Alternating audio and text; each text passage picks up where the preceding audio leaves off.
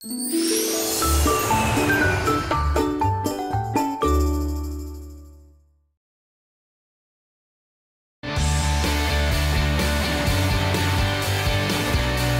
여러분의 아침 햇살이 되고 싶은 남자 김윤웅입니다. 굿모닝, 여러분의 아침 공기가 되고 싶은 여자 최희정입니다.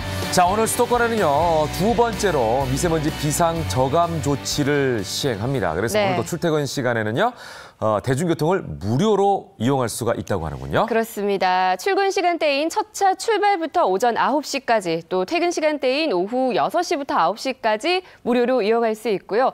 단 경기도나 인천으로 갈아탈 때는 환승 요금을 내야 된다고 합니다. 네, 자, 여러 가지 말들이 있었습니다만 15일에 시행한 이 무료 정책으로 인해서 사실은 서울 시내 도로교통량이 1.8% 이제 감소했다고 하는 그 결과가 나왔다고 하는군요. 네. 함께 동참하셔서 또 도로교통량을 좀 줄이고 미세먼지를 좀 감소시켰으면 좋겠다는 이런 바람이 듭니다. 자, 어쨌거나 오늘 또 맑은 하늘을 볼 수 있을지 굉장히 궁금한데요. 날씨부터 확인해 보겠습니다. 날씨로 출발! 굿모닝, 매일 아침 날씨를 전하는 김혜연입니다. 호흡기 관리 꼼꼼하게 하고 계시죠? 비가 내렸지만 중서부 지역의 미세먼지 농도는 도통 가라앉질 않습니다. 오늘도 굿모닝 날씨로 꼼꼼하게 체크하시기 바랍니다. 날씨 출발합니다. 서울을 포함한 수도권 지역에는 오늘 미세먼지 비상 저감 조치가 발효됐습니다. 오늘 미세먼지 농도는 수도권을 비롯한 강원 영서와 충청에 나쁨 수준을 보이겠고요. 대기 정체로 인해서 중서부 지역도 대기질이 종일 탁하겠습니다. 가급적 외출은 삼가시고요. 이동 시에는 마스크 착용 꼭 하시기 바랍니다. 오늘 대체로 흐린 하늘을 보이겠습니다. 서해안과 내륙 곳곳에는 안개가 많겠고요. 낮 동안에는 방무나 연무가 끼는 곳이 많겠습니다. 출근길 안전운전 하시고요. 조심해서 다니시기 바랍니다. 충청 이남에 내리고 있는 눈과 비는 오늘 낮까지 이어지겠습니다. 오전까지 강원 중 남부산지와 경북 북부산지에는 1에서 3cm, 영서 남부와 영남 일부는 1cm 안팎의 많지 않은 눈이 내리겠고요. 비로 내린다면 낮까지 5mm 안팎으로 내리겠습니다. 또 남해상 중심으로는 돌풍과 벼락까지 보이겠으니까요. 항해나 조업 선박은 유의하시기 바랍니다. 기온은 어제와 비슷합니다. 서울은 3도에서 출발하고 있고요. 강릉이 6도, 대구 4도, 부산 7도를 기록하고 있습니다. 낮 기온은 서울이 8도, 춘천이 7도, 대구는 6도로 올라서면서 모두 영상권 날씨를 기록하겠습니다. 이번 주 비와 눈은 오늘까지만 이어지겠고요. 대체로 맑은 하늘도 함께하면서 평년 수준을 조금 웃돌겠습니다. 주간 계획에 참고하시기 바랍니다. 집에서 쉽게 찾아볼 수 있는 소금, 보통 음식을 조리할 때 많이 사용하시죠? 다양한 활용법 알아보도록 하겠습니다. 요즘과 같은 겨울철 빨래를 할 때 마지막 단계에서 소금을 넣고 돌리면요. 미백 효과와 함께 색이 빠지는 것도 잡아주고요. 마르는 과정에서 얼리는 과정을 막아줍니다. 또 목욕물에 소금과 함께 풀어주면 매끈한 피부와 트러블 방지 효과를 줍니다. 목욕을 할 땐 죽염을 추천하고요. 또 하수구가 막힌 경우 소금 한 줌을 하수구에 넣고 뜨거운 물을 부어준다면 된다고 합니다. 참고하시기 바랍니다. 지금까지 굿모닝 날씨였습니다. 네, 요즘 뭐든지 넘쳐나는 시대죠. 네. 예, 먹을거리부터 정말 풍족한 시대에 살고 있는데 그러다 보니까 평범해서는 절대 살아남을 수 없는 시대가 돼버렸습니다. 그렇습니다. 특별한 뭔가가 있어야 성공하는 시대인데요. 오늘 만날 주인공들은 자신만의 아이디어로 승부를 본 사람들이라고 합니다. 과연 어떤 아이디어일지 화면으로 만나보시죠. 평범하면 살아남지 못한다? 톡톡 튀는 아이디어로 인생의 승부를 건 사람들이 있습니다. 고기를 먹다가 기막힌 아이디어를 떠올렸다는 한 남자. 그가 생각한 것은 무엇이었을까요? 그것이 궁금하다. 텔레비전에 보다 마음을 뺏겼다는 이분은 도대체 어디에 승부를 건 걸까요? 기발한 아이디어 하나로 특별해진 사람들의 이야기 지금 시작합니다. 훤칠한 키에 중후한 매력을 뽐내는 오늘의 주인공. 어디로 가는 걸까요? 어머머, 여기는 네일샵인데요. 여자들이 많이 찾는 이곳에 자연스럽게 앉아서 손질을 받는 남자. 어머머머, 한두 번 받은 게 아닌 것 같죠? 그런데 여기서 끝이 아니다. 발톱까지 손질을 받는 관리의 신. 왜 이렇게 철저히 관리하는 걸까요? 제가 이 테이블을 만든 사람이거든요. 그래서 작동이 잘 되는지 확인도 하고 또 관리도 받을 겸 종종 이렇게 방문하고 있어요. 네일샵 전용 테이블을 만들었다는 주인공. 보기엔 뭐가 다를까 싶지만 일반 테이블과 비교하면 확연히 차이가 나는데요. 보통은 이렇게 테이블에 먼지가 쌓여 일하시는 분도 손님도 힘듭니다. 지울 때 가루가 너무 많이 날려가지고요. 호흡기도 예민한데 좀 그래요. 실제로 네일샵 직원들은 불편을 호소한다는데 그런데 이 네일 전용 테이블에는 특별한 게 있습니다. 이렇게 손톱을 손질할 때 나오는 먼지가 쏙쏙 빨려 들어가는 이 장치가 설치된 거죠. 깔끔한 거 보이시죠? 대단한 흡입력으로 못 빨아들이는 게 없을 정도. 신기하죠? 이 테이블은 불현듯 생각난 아이디어라고 합니다. 이제 비염도 생기고 눈도 건조해지고 목이 계속 마른 거예요. 일을 하면서 제가 문의를 드렸어요. 원래 가구를 만들었던 사장님이 네일 전용 가구를 만들게 된 것은 우연이었습니다. 그 고깃집에서 연기를 빨아들이는 장치를 보고서 고안하게 된 장치가 되겠습니다. 고기를 먹으러 갔다가 통 속으로 연기가 빨려 들어가는 걸 보며 아이디어를 얻어 네일 가구에 적용을 하게 된 거죠. 지금은 네일 가구가 가장 효자 상품인데요. 인기만큼 종류도 많습니다. 처음에는 그 1인용 서랍이 달린 2인용 B타입을 주로 만들었었고요. 구매자의 니드에 따라서 저희가 이제 대응을 하다 보니까 종류가 지금 약 한 40여 가지. 고객의 기호에 맞는 맞춤 제품을 만들다 보니 종류도 자연스레 늘어난 거죠. 신체 사이즈에 대해서 말씀을 드립니다. 하루 종일 앉아서 일하는 직업인 만큼 신체 사이즈는 물론 세세하게 하나부터 10까지 고객의 니즈를 반영합니다. 이번에도 마음에 들어야 할 텐데요. 과연 반응은? 직접 테스트를 해봐야 알 수 있겠죠. 와우! 이번에도 합격인 것 같은데요. 먼지 빨려 들어가는 고객도 주인도 행복한 공간이 되겠어요. 쾌적한 상태에서 작업을 할 수 있을 것 같아요. 바쁜 현대인들 빨리 먹는 식사에 길들여져 전자레인지 많이 쓰시는데요. 이렇게 높은 열에 데워 대충 먹는 식사, 건강에 좋을 리 없겠죠? 이미 아시는 분도 많으실 텐데요. 그런데 여기 조금은 독특한 가족이 있습니다. 모두 종이컵을 하나씩 들고 요리를 하는데요. 오늘의 요리는 만들기 쉽고 맛도 좋은 컵케이크입니다. 그런데 종이컵을 높은 열에 가열하면 안 좋다고 했는데 요거 괜찮을까요? 우유를 종이컵에 부어 데워 먹기까지? 아이도 먹고 할아버지도 드시고 종이컵으로 해결하는 식사. 게다가 전자레인지에 데우면 환경 호르몬이 나온다는데 건강이 신경 쓰이지 않으세요? 환경 호르몬이 안 나오는 친환경 제품이라 괜찮습니다. 친환경 종이컵, 요건 어떻게 만들었을까요? 우리가 무심코 사용하는 이 종이컵에서도 환경 호르몬이 나오는 거구나. 좀 친환경 제품으로 환경 호르몬이 나오지 않는 걸로 제품을 새로 개발해서 만들면 좋지 않을까 하는. 해를 거듭할수록 종이컵 사용량은 늘어나는데요. 종이컵을 사용하는 것은 편하지만 건강에도 환경에도 좋을 리 없습니다. 그래서 나온 친환경 종이컵. 일반 종이컵과 차이는 뭘까요? 같은 양의 알코올을 부어 친환경과 일반 종이컵의 일부를 뜯어 2분간 담궈뒀는데요. 보이시나요? 친환경 종이컵은 녹은 반면 일반 종이컵은 그대로죠. 불을 붙여보니까요. 친환경 종이컵은 그냥 녹고요. 일반 종이컵은 그을음을 내는 걸 볼 수 있습니다. 그만큼 환경에도 건강에도 좋은 친환경 종이컵. 이걸 만든 것은 우연이었습니다. 종이컵에서 환경 호르몬이 나온다는 걸 알고 친환경 종이컵 제작에 모든 걸 걸었다는 사장님. 요게 가장 중요한 재료인데요. 뭘까요? 종이컵에 들어가는 옥수수 젖산입니다.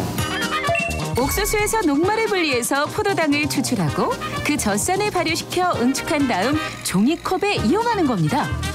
식물성 젖산이다 보니까 생분해가 되는 거죠. 그래서 자연으로 다시 되돌아가기 때문에 환경에도 해를 주지 않는 옥수수 젖산은 종이를 코팅하는 역할을 하는데요. 그래서 액체를 담아도 녹지 않고 건강에도 좋은 거죠. 젖산이 가열이 돼서 필름화 형성된 것이 종이에 합치가 돼가지고 완제품을 이루게 되는 겁니다. 이 기술로 건강과 환경 두 마리 토끼를 잡고 특허까지 받았습니다. 참 고마운 종이컵이죠. 놀라운 기술 칭찬해. 반짝이는 작은 아이디어가 큰 차이를 만들고 살맛 나는 세상을 만드는 게 아닐까요?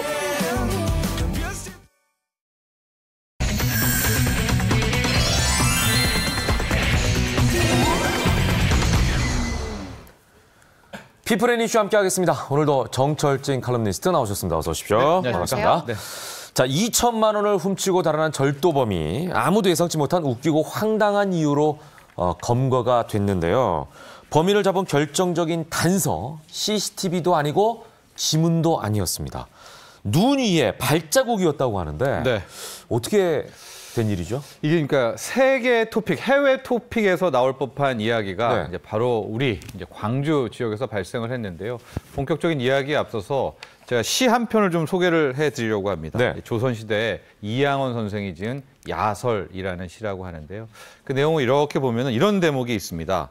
오늘 아침 나의 발자국이 뒷사람의 이정표가 된다라는 거였었는데 광주에서 붙잡힌 이 절도범 역시 본인의 발자국이 눈 속에 납힌 발자국이 일종의 CCTV 역할을 하면서 붙잡히게 된 겁니다. 네. 사건 발생은 지난 11일 밤 8시 45분 광주 동구의 한 철물점이었습니다. 지금 화면에 보시면 알겠지만은 굉장히 외지죠. 네. 예. 실제 뭐 저 지역이라든가 해당 철물점 안에도 CCTV는 없었다라고 합니다. 근데 이제 여기에 저 용의자, 피의자가 들어가서 이렇게 저렇게 절도를 하게 됐는데 저 장판 밑에 무려 2천만 원이 있는 걸로 확인을 한 겁니다. 5만 원권으로 이제 다 돼 있었던 것이었는데요. 저것을 확인하자마자 훔쳐서 도망을 가게 됐었고, 이제 그 다음 날 이제 주인 부부 같은 경우에는 난리가 났죠. 네. 왜냐하면 조금 이따 말씀드리겠지만 저 2천만 원은 피 같은 돈이었습니다. 이 철물점 주인 부부한테는. 왜냐하면 그 다음 주에 이제 아들이 유학을 떠나는데 유학 자금을 마련하려고 일단은 거기에다가 마련해 뒀던 돈이었거든요. 한푼두푼 모은 돈이네요. 모은 돈이었었는데 그게 그 다음 날 보니까 저렇게 장판에서 완전히 사라지지 않았습니까? 그러면서 울고불고 경찰에 이제 했었는데요. 그러나 이제 뭐 CCTV도 없고 모든 것을 끝났다라고 했을 때 바로 저 지붕에 있었던 발자국을 통해서 수사가 시작된 거였습니다. 절도범이 잡혀서 정말 다행인 건 당연한 건데 어떻게 보면은 절도범 입장에서는 본인도 굉장히 당황했을 것 같아요. 그렇습니다. 이제 절도범 이야기를 좀 하면은요, 이 절도죄로 이미 이제 전과 경력이 있었고 출소한 다음에 이렇게 저렇게 배회를 하다가 또 하나의 범행 대상을 찾았던 겁니다. 그래서 저 출소한 서 씨가 이제 저 철물점을 딱 고르게 된 거였었죠. 그런 다음에 철물점에 들어갔을 때도 실은 한 뭐 3, 40만 원 정도를 훔칠 생각이었다라고 해요. 그런데 어떻게 2천만 원을 발견했을까요? 2천만 원을 이렇게 장판을 열어보니까 하고 뭐 완전히 튀어나오게 됐었는데 처음에는 굉장히 기뻤었고요. 실질적으로 저 범행한 날도 폭설이 오고 눈이 많이 오니까 오히려 저 용의자 서 씨는 기회라고 생각을 했던 거였었거든요. 그러면서 저 천정, 지붕 쪽으로 타고 내려가서 밑으로 이제 내려갔었는데 저 폭설이 기회가 아니라 저 용의자 입장에서는 발목을 잡은 겁니다. 왜냐하면 지붕에는 족적이 그대로 다 남아 있었던 거 아니었었습니까? 그러니까 바로 경찰이 그 족적을 따서 일단은 보관을 한 다음에 이제 돌아다니는 지방에 한 50개, 60개의 CCTV를 다 확인을 한 거예요. 그러다가 저 발자국까지 맞추면서 바로 용의자 서 씨구나라고 해서 모텔에서 숨어 있었던 서 씨를 바로 검거를 하는 쾌거를 일으켰습니다. 그러니까 발자국이 비슷한 거를 CCTV를 통해서 확인해가지고 범인을 검거한 거네요. 그렇습니다. 일단 확실한 거는 지붕에 정확한 게 남아 있었고, 그러니까 명확한 증거가 있었던 거죠. 철물점 주인은 그렇다면 잃었던 돈을 모두 되돌려 받았나요? 모두 되돌려 받은 건 아니었었습니다. 아니에요? 이게 이제 시간이 뭐 최 일주일 정도였었는데 이 범인이 벌써 500만 원을 써서 500만 원을 사라졌고요. 1,500만 원을 일단 회수를 받을 수가 있었는데 그래도 다행이네. 그래도 이 철물점 부부 같은 경우에는 너무 감사하다. 1,500만 원도 정말로 감사하다라고 기쁨의 눈물을 이제 흘렸다라고 합니다. 그리고 이제 다음 달 정도에 아들이 유학을 가게 될 텐데 이제 이 유학 자금을 이제 마련해서 보낼 것도 같은데요. 500만 원은 좀 사라졌지만은 어쨌거나 저는 참 하늘이 도와준 뭐 그런 사건이 아니었나 이렇게 보고 있습니다. 네, 그러네요. 다음 소식으로 넘어가 보겠습니다. 강남의 한 오피스텔에서 여성 한 명이 숨진 채 발견이 됐다고 합니다. 그런데 사망 원인이 마약일 가능성이 높다면서요? 그렇습니다. 지난 13일 저녁 7시쯤 서울 강남구 논현동의 한 오피스텔에서 여성의 이제 사망, 이제 사건에 관한 이제 신고가 들어왔었는데요. 결국 이제 출동을 해봤더니 이미 이제 거의 의식을 잃은 상태였었고 피를 토한 흔적도 있었다라고 하거든요. 아이고. 그런데 이제 그 주위에 함께 있었던 CCTV라든가 사람들을 보니까 남녀 4쌍, 나이는 뭐 20, 30대 정도가 함께 투숙을 하고 있었던 것을 확인을 했었습니다. 네. 근데 저 사망한 여인 같은 경우에는 외상 흔적이 전혀 없었어요. 근데 멀쩡했던 여인이 갑자기 피를 토하고 구토를 하면서 호흡곤란으로 쓰러진다. 일단 경찰은 또 함께 혼숙이라는 것을 하면서 마약 관련한 것들을 의심하게 됐고요. 저기에 이제 붙잡았던 함께 혼숙했던 남자들의 일단 이제 소변 검사 등을 해 보니까 다량의 엑스터시를 이미 복용한 상태라는 것을 파악을 하고 아마도 마약 과다 정도에 따른 사건이 아닌가라고 했는데요. 저 숨진 여성은 현재 30대 초반이고 이제 단역 배우로 그러니까 배우 활동을 했었던 것으로 알려져 있는 것도 있습니다. 예, 보통 이제 우리나라는 마약 청정 국가라고들 다들 생각을 하고 있는데 도심 한 복판에서 이런 집단 투약 행위가 있었다는 것 자체가 충격적이라는 생각이 드는데요. 요즘 이런 마약 관련 소식들이 좀 잦은 게 아닌가 이런 생각도 들어요. 그렇습니다. 이제 마약류 같은 경우에는 좀 전문적으로 얘기해서 각성제와 이제 신경안정제 이렇게 나누게 됩니다. 신경안정제라는 것이 우리가 얘기하는 뭐 히로뽕이라든가 정통 마약이고 이제 각성제, 흥분제라는 것은 코카인이라든가 뭐 엑스터시라든가 뭐 요즘에 나오는 프로포폴이라든가 이렇게 나눠지게 되는데 실질적으로 이제 이 뒤에 신경안정제, 히로뽕, 히로인 같은 것들은 중독성이 우리가 더 강하다라고 생각을 하거든요. 왜냐면은 며칠만 이거 투약을 안 해도 막 과다하게 변하고 막 그러는데 중독 효과를 보면 실질적으로 앞에 있는 흥분제가 오히려 더 장기에 걸쳐 더 강하다고요. 그러니까 엑스터시라든가 뭐 필로폰이라든가 코카인 중독성은 없어 하지만 실질적으로는 장기적으로 봤을 때 저기에 대한 파급 효과도 굉장히 크다라고 하는데요. 요즘 우리 사회의 문제는 뭐 엑스터시 같은 것들은 너무나 널리 퍼져 있었고 또 하나 프로포폴뿐만이 아니라 뭐 전신 마취제 이런 것들이 빠르게 확산이 되고 있으면서 아마도 이게 또 하나의 사회 문제가 되고 있는 이제 그런 모습이 될 것 같습니다. 예, 현재 우리나라에서 금지해놓은 약물인 만큼 더 이상은 이렇게 암암리에 퍼지지 않도록 철저한 조사가 필요해 보입니다. 네, 자 다음 소식으로 넘어가겠습니다. 바로 어제입니다. 경찰이 창원의 모 산후조리원에 있던 산모로부터 아기가 없어졌다라고 하는 황당한 그런 신고를 받았다고 그래요. 산후조리원에서 아기가 없어졌다고. 네, 한바탕 정말 난리가 났습니다. 창원에 있는 이제 A 산후조리원이었는데요. 이제 바로 긴급한 통화를 하나 받게 됩니다. 창원경찰서에서 바로 산모가 모유 수유를 하려고 갔더니 아이가 없어졌다. 누가 아이를 데려간 것 같다라고 해서 경찰도 출동을 하고 이제 한바탕 난리가 났었는데요. 이제 사건을 좀 시작을 해보면서 조사를 해보니까 이게 어떻게 되게 발단이 됐냐면 이 산후조리원에서 한 산모가 자신의 아이가 로타바이러스에 걸린 것을 알게 된 거예요. 그래서 바로 그 조리원 측에 산후조리원에 가서 그 뭐 사장이라든가 대표한테 강력 항의를 하고 있었는데 주위에서 워낙 소란이 나게 되니까 이걸 듣게 되죠. 근데 거기서 우리 애가 로타바이러스에 걸렸다라고 하니까 이 전염성이 크잖아요. 그렇죠. 바로 모든 이제 산모들 중에 상당수가 아이를 데리고 긴급 퇴소들을 한 거군요. 하게 된 겁니다. 근데 바로 이 과정에서 이제 아이들이 신생아들이니까 비슷하니까 한 엄마가 다른 아이를 데리고 퇴소를 하게 되면서 실질적으로 이 아이가 없어지게 된 건데요. 근데 조리원들이 다 모여서 경찰까지 출동을 해서 보니까 그 없어진 애의 건강 기록이 황달기가 있었다는 것을 파악을 하고 이렇다면 분명히 병원에 치료를 받아야 된다라고 해서 창원 인근 근처에 병원을 다 돌려서 그 아이가 왔다는 것을 확인을 하고 경찰에 가서 일단 아이를 찾게 되는 그런 결론에 이르게 된 거죠. 예, 한밤에 일어났던 굉장히 당황스러운 일이었는데 왜 이런 일이 일어나는 걸까요? 일단은 이제 로타 바이러스에 따른 긴급 퇴소에서의 이제 어지러움인데요. 우선 한 가지 명확하게 뭐 일단 전해드릴 것은 조리원 측에 따르면은 조리원의 부주의로 로타 바이러스가 걸린 것은 아니다. 그러니까 로타 바이러스의 원인은 아직까지 정확히 규명되지 않았다는 점은 얘기를 해드리고요. 지금 얘기했지만은 이제 아이를 긴급하게 막 들고 퇴소하다가 다른 엄마가 다른 아이를 데리고 간 거 아니겠습니까? 네, 근데 네. 이제 이 엄마는 그러니까 그 지금 사라진 아이를 데리고 간 엄마죠. 보니까 아이가 황달기가 있어서 바로 치료를 받게 해야 되니까 병원으로 가서 이제 치료를 받는 도중에 이제 경찰이랑 함께 와서 다시 이제 아이를 다시 이제 바꿔 갖는 그런 이제 사건으로 일단 결력이 났는데 이것을 형사 처벌을 해야 되느냐, 즉 다른 아이를 갖고 간 엄마. 네, 네. 그거는 아니잖아요. 아니죠. 그렇죠. 예. 그래서 아마도 헷갈린 거잖아요. 그렇죠. 헷갈려서 예. 가져간 것이고 이게 뭐 누구의 잘못도 아직까지는 아니었겠다고 네, 판단을 네. 해서 이제 처벌 조치는 하지 않겠다라는 게 경찰의 입장입니다. 네, 네. 예, 다음 소식으로 넘어가 보겠습니다. 요즘같이 날이 춥다 보니까 여러분들 전기장판 많이 사용하실 텐데요. 네. 조심하셔야겠습니다. 일부 전기장판에서요. 인체 장애를 유발할 수 있는 환경 호르몬이 발견이 됐다고 하네요. 충격적입니다. 특히 이제 생식 쪽, 생식 기능 쪽에 큰 문제가 될 수 있는 환경 호르몬이 있는 물질이 다량 검출이 됐는데요.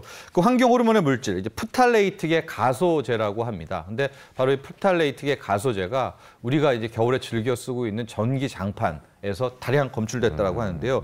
심지어 친환경 마크까지 받았던 그런 전기 장판에도 바로 이 환경 호르몬이 기준치의 200배 넘게 검출이 되게 되면서 지금 어제 굉장히 이제 떠들썩했었는데요. 이 프탈레이트 가소제가 그럼 왜 전기장판에까지 들어가게 되느냐. 네. 이게 뭐냐면은 우리가 플라스틱이라든가 이런 것들, PVC 같은 것들이 딱딱하잖아요. 네. 근데 우리가 전기장판을 보면은 좀 유연해야 되지 않습니까? 그렇죠. 물렁물렁하게 예, 예, 유연해야 그것을 예. 이렇게 이불이니까 일종의 예, 이제 그것을 위해서 이거를 투입하게 되는데 네. 이게 굉장히 많이 이제 과다하게 함유가 돼 있었다는 게 어제 이야기였었습니다. 예. 네. 지금 말씀하신 대로 사실은 친환경 마크라고 하면 많은 그 소비자들이 아 이게 굉장히 화학적인 성분이나 이런 건 없겠구나라고 이제 안심하고 생각할 수 쓰게 되죠. 있는 네. 그런 인증 제도 아니겠습니까? 네. 그런데 의아한 건 안전 수치를 초과했는데 어떻게 이렇게 버젓이 판매를 할 수 있었을까라는 부분이에요. 그렇습니다. 예. 어제 이제 검사된 곳이 모두 18개 회사의 전기장판이었었고 결론 난 게 이 18개 중에서 15곳에서 바로 이 환경 호르몬이 검출이 됐고요. 네. 이제 이 중에서 뭐 최대 257배 정도의 환경 호르몬이 있는 것이 이제 파악이 됐었다는 결론 아니었었습니까? 그런데 왜 그럼 전기장판에 저렇게 200배 넘는 그 물질이 들어갔는데도 법으로 잡아내지 못하고 네. 친환경 마크를 주었는가? 입법 미비입니다. 왜냐하면 저 프탈레이트계 가소제가 만에 하나 우리 건축계 재료, 그러니까 우리의 장판, 바닥 장판에 들어갈 때는 불법이에요. 200배의 기준치를 허미하면 안 되게 되거든요. 네네. 근데 우리가 마루에 까는 장판에는 법이 있기 때문에 저거에 기준치가 있는데 전기 장판에는 저걸 얼만큼 해라라는 기준이 없으니까 법 자체가 없군요. 예, 전기장판 만드는 데는 같은 장판이라고 하더라도 지금 보면 아파트 쪽에 앉아 있죠. 마룻바닥에는 기준이 있는데 저 위에 깐 전기장판에는 기준이 없기 때문에 200배 넘는 저렇게 투입을 해도 막을 방법이 없었는데요. 빠르게 저기에 대한 안전 요건을 마련해야 되지 않을까 보여집니다. 참 아이러니하네요. 그렇습니다. 예. 전기장판 같은 경우는 사실 어른 아이 할 것 없이 다 네, 사용한 데다가 인체에 직접 닿고 사용 기간도 사용 시간도 길다 보니까 말씀하신 대로 안전성에 대한 관리가 보다 철저해야 될 것 같습니다. 네. 자, 다음 소식 넘어가겠습니다. 새해 들어서 서울 강남 등지 아파트 매매값이 거침없이 뛰고 있습니다. 일부 단지에서는 최근 한두 달 새 많게는 1억 원 이상 가격이 오른 아파트도 나오고 있다고 하는데 야, 이게 어떻게 된 일인가 이런 생각들 하실 것 같아요. 우리가 기억을 더듬어 보면 작년 6월부터 이제 문재인 정부가 부동산을 잡겠다라고 해서 부동산 규제책을 내놨습니다. 그래서 뭐 파리 대책, 12사 가계부채 종합대책 거의 6번 정도의 규제책을 내놓았는데요. 현재까지만 보면 특히 서울 지역은 규제책이 전혀 먹혀들지 않고 있습니다. 특히 강남 지역 같은 경우에 지난주 거의 이제 주간 상승률로도 급등세를 보이고 있는데요. 지금 보면은 넉 달 만에 3억 5천만 원 올랐던 그런 뭐 사례도 있고 한 달 새 1억 원이 껑충 튀어 올랐던 그런 아파트도 있고요. 네네. 지난주 같은 경우에는 일주일에 1억 5천, 2억 가까이. 왜냐하면 일주일에 1%가 올랐는데요. 네. 그 원래 집값이 한 20억이 됩니다. 예. 그러니까 뭐 그 정도 그러네요. 뭐 거기에 대한 상당하는 뭐 거기에 나올 수도 있는 뭐 그런 상황이 좀 발생을 하고 있는데요.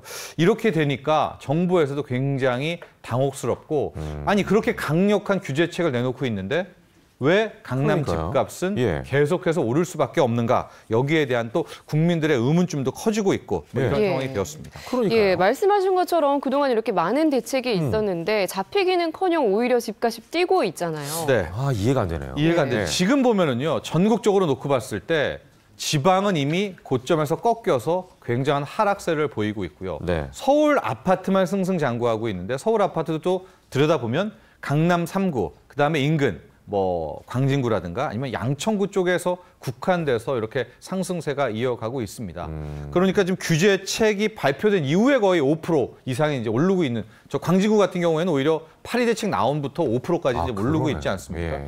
왜 규제에도 불구하고 저렇게 오르는가? 저게 일종의 규제 역설이라고 합니다. 그러니까 당국에서는 규제를 내놨는데 시장에서는 이것을 사야 되는 신호로 받아들이는데요. 가령 대출 규제를 하면은 대출 막혀서 일반인은 못 사죠. 그렇죠. 근데 큰 손들, 그러니까 대출 없어서 살 수 있는 사람들은 이참에 내가 더 사야 되겠다라는 생각을 하는 거고, 뭐 다주택자 양도세 중과가 4월부터 시행되는데 네. 이렇게 되니까 사람들이 지방에 있는 집들을 다 팔고 예. 강남에 그럼 큰 거 하나만 떡 사자. 사야 되겠다. 그러면은 난 다주택자가 아니니까 그러네요. 피하겠지. 예. 뭐 이런 식으로 정부의 규제 사인을 반대로 인식을 하게 되면서 이런 상황이 나왔다라는 것인데요. 네네. 이렇게 되니까 지금 정부도 좀 더 정교하게 예. 규제책을 다시 짜야 되지 않느냐. 또 이렇게 이제 마음을 먹고 있는 대목입니다. 그렇다면 정부의 새로운 대책 가능성이 있다는 건가요? 지금 남은 카드가 분양가 상한제, 보유세 정도가 있고요. 공급책으로는 이제 택지를 서울에 많이 마련을 해서 공급을 하게 되는 이제 그런 얘기들이 있는데요.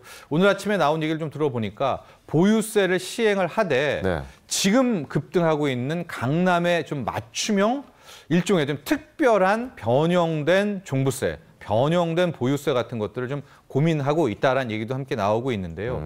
일단은 정부 당국에서는 4월부터 다주택자 양도세 중과가 시행이 되니까 네. 4월 혹은 길게는 상반기까지는 좀 더 시장의 모습을 지켜본 다음에 지금 언급되고 있는 보유세, 네네. 특히 이제 맞춤형 보유세 카드를 꺼내들지 않을까 생각이 됩니다. 네. 자, 아무쪼록 부동산 변동이 많은 시기이니만큼 예. 실소유를 원하시는 분들은 좀 더 신중하게 생각하시라는 말씀으로 마무리하겠습니다. 네, 마지막으로 네. 영상으로 보는 이슈 전해주시죠. 이제 겨울이 되면은 추워가지고 멧돼지들이 네네네. 주택가로 많이 출몰을 하게 된다라고 하는데 이거 멧돼지 관련 사건 사고가 많습니다. 그래서 이 당국에서 최근에는 멧돼지 잡는 이 트랩을 개발했다라고 하는데 어떤 모습인지 영상을 통해서 확인하시죠. 식사를 하고 있는 식당 안으로 아파트 주차장까지 나타나고 있는 멧돼지. 소방재난본부에 따르면 멧돼지 출몰로 출동한 건수는 최근 5년 사이 11배나 증가했습니다. 산속 먹잇감이 부족한 겨울에는 주택가 출몰이 특히 잦습니다. 이 근처에 있으면 신경이 좀 쓰여요. 나타났다 그래가지고 뒤에 그냥 한 번씩 보고. 이곳은 성북구에 있는 한 야산인데요. 지난달부터 이곳에 멧돼지가 자주 나타나자 이렇게 생포용 포획 트랩이 설치되기도 했습니다. 멧돼지와 맞닥뜨렸을 땐 가장 가까운 전봇대나 나무, 바위 등 보홈을 뒤로 조용히 빠르게 숨어야 합니다. 이런 가운데 농촌진흥청이 최근 여러 마리 멧돼지를 한꺼번에 잡을 수 있는 새로운 트랩을 내놨습니다. 산길과 차이가 없도록 트랩 바닥을 흙으로 덮고 먹이로 유인을 하고 직진만 하는 멧돼지의 특성에 맞춰 앞뒤 문을 열어 기피 반응을 줄인 겁니다. 낙하시로 돼 있기 때문에 포획률이 좀 낮았습니다. 이번 개발 트랩은 피해 예상 지역에서 무리 멧돼지를 모두 잡을 수 있는 이번에 개발된 멧돼지 트랩은 올 하반기부터 상용화될 계획입니다. 채널 A 조현선입니다.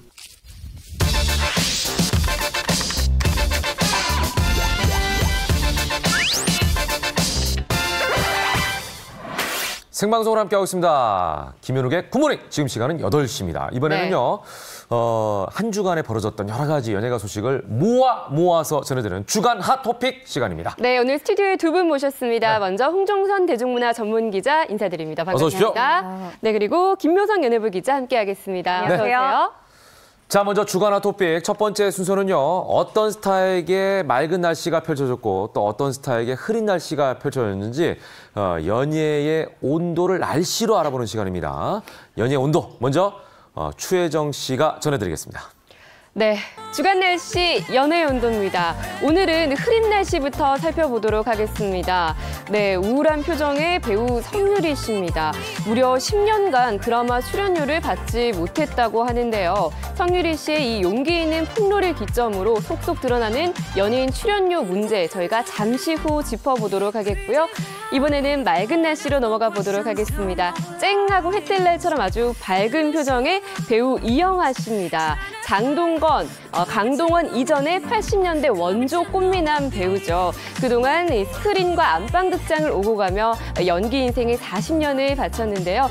이번에는 신인 가수의 출사표를 내던지면서 새로운 인생 2막을 열었다고 합니다. 이 소식 지금부터 살펴보도록 하겠습니다. 네, 자 그러면은 먼저 첫 번째로 맑은 날씨부터 한번 살펴보도록 하겠습니다. 이른을 앞둔 40년 차 중견 배우 이영하. 벌써 이거 자체가 놀랍네요. 이른을 앞두고 계시다고요. 예. 최근 앨범을 발매하며 신인 가수로서의 새로운 도전을 시작했다고 하는데 네, 그렇습니다. 이른이란 날씨도 나이도 너무 놀라워서 네. 연예 온도를 전하다 보니까 네. 거기다가 가수로 도전한다는 것 자체가 놀랍네요. 네, 그렇습니다. 예. 벌써 68세예요, 이영하 씨가. 정말 세월이 빠르죠. 나이는 숫자에 불과하다라는 말을 증명이라도 하듯이 새로운 도전에 나섰습니다. 바로 가수로서의 활동을 준비 중인데요. 사랑 중 이별이라는 제목의 노래입니다. 그런데 이 노래는 화려한 스타도 내려올 때를 예감을 하듯이 생애 가장 아름다운 사랑의 순간에도 이미 이별이 시작된다라는 이야기를 담았는데요. 자신의 인생을 진솔하게 담아낸 발라드 곡입니다. 자신과 팬들이 함께 공감할 수 있는 곡이다라고 이영하 씨를 소개를 하면서 네. 사랑을 갈망하는 사람들, 또 사랑 때문에 힘겨워하는 사람들에게 따뜻한 위로와 희망의 노래가 되길 바란다라고 전했는데요. 노래 한번 들어보실까요? 잠깐. 네. 내 마음속 네, 생각보다 좀 가창력이 뛰어나고 또 고운 목소리를 자랑하는 것 같아요. 미성이시네. 네, 그렇죠. 가창력은 이미 이영하 씨가 다른 방송을 통해서도 많이 보여준 적이 있었는데 쉽지 않은 발라드 곡이고요. 또 고음도 있는데 굉장히 유려하게 소화해내는 모습을 확인할 수 있습니다. 네. 이영하 씨는 이번 앨범을 준비하면서 한 달 동안 보컬 트레이닝도 받았다고 해요. 또 뮤직비디오도 찍었는데 보셨던 것처럼 직접 출연을 했습니다. 가수 활동에 대한 대단한 열의를 보이고 있어요. 네, 보통 이제 자신이 없으면 좀 빠르고 시끄러운 노래를 부르기 마련이거든요. 왜냐면은 발라드는 집중해서 듣게 되고 또 본인이 거기에 올인을 해가지고 분위기를 다 잡아야 되기 때문에 목소리가 굉장히 잘 들리거든요. 그만큼 자신 있다는 얘기예요. 그렇죠. 이렇게 이영하 씨의 쉽지 않은 새로운 도전에 저희가 박수를 보내는 마음인데 한편으로는 또 의아한 생각도 드는 게 가수로 전환한 특별한 이유가 있을까요? 사실은 가수가 꿈이었어요. 원래? 고등학교 때 밴드 활동을 했는데 같은 멤버가 누구였냐? 가수 이남희 씨였어요. 그래요? 네, 이남희 씨랑 고등학교 때 밴드 활동했고 그리고 이제 고등학교 졸업하고 나서 미군에서 활동을 했는데 미군에서 아마추어 무대지만 그냥 미군 무대 쓰는 게 아니라 등급을 받아야 해요. 제가 얼마 전에 만나 뵀을 때 여쭤봤는데 내 입으로 뭐 내가 A+다 말은 못하겠지만 A- 정도, B+ 정도의 그 등급은 받아서 내가 무대에 섰다 이렇게 얘기를 했고 그 꿈을 40년간 접어놓은 거예요. 그렇죠. 사실 2007년 문근영 씨 주연의 메리대구 공방전 이때 OST 불렀어요. 지금죠. 그래요? 뭐 음원이 발매되거나 하진 않았지만 지인들한테 CD를 나눠줬는데 그때 많은 분들이 놀랬죠. 아니 이렇게 연기를 잘했어? 그리고 사실 이영하 씨 노래만 잘하는 게 아니에요. 밴드 활동할 때 그 이 포지션이 리듬 기타였어요. 근데 기타 하다 보니까 색소폰도 하게 되고 색소폰 하다 보니까 클라리넷도 하게 되고 피아노 하게 되고 거의 못하는 게 없다 할 정도로 많은 악기를 다룰 줄 알더라고요. 어떻게 보면은 배우다 보니까 밤무대 쓰려고 노래 한 곡 냈나 봐. 아니고요. 정말 고등학교 시절부터 품었던 꿈을 풀기 위해서 가수 앨범을 정식으로 냈습니다. 멋지네요. 자, 이영하 씨. 뭐 이분에 대해 좀 더 살펴보자면 정말 그 7, 80년대 여심을 이리저리 흔들었던 일명 멜로킹 아니겠어요? 그렇습니다. 아까 앞서서 말씀하신 것처럼 요즘에 꽃미남 하면 뭐 장동건, 강동원 씨 꼽을 수 있는데 원조 꽃미남이 바로 이영하 씨입니다. 강동원 씨 같은 경우에는 트레이드마크 그 영상이 있잖아요. 예전에 늑대의 유혹이라는 영화에서 이렇게 보시는 것처럼 우산을 딱 들면 저 미소가 드러나는 강동원 씨의 어떤 트레이드마크가 됐는데 영화관이 마치 콘서트장을 방불케 할 정도로 환호로 가득 찼던 그때의 기억이 있는데요. 우산신의 원조가 이영하 씨라는 것 혹시 아십니까? 네, 영상으로 보시면요. 예. 요렇게 이렇게 짧지만 강렬한 화면을 남기기도 했는데요. 여기서 근데 우산을 따로따로 쓰고 있네요. 근데 어쨌든 우산에서 드러났습니다. 네. 그리고 이 작품은 79년에 밤이면 내리는 비라는 작품인데요. 이렇게 매칭이 되네요. 그러네요. 물론 지금도 꽃 중년이죠. 하지만 당시에는 정말로 귀공자 같은 외모로 정말 동대문에서 이영하 씨 모르면 간첩이다 할 정도로 굉장히 유명했고요.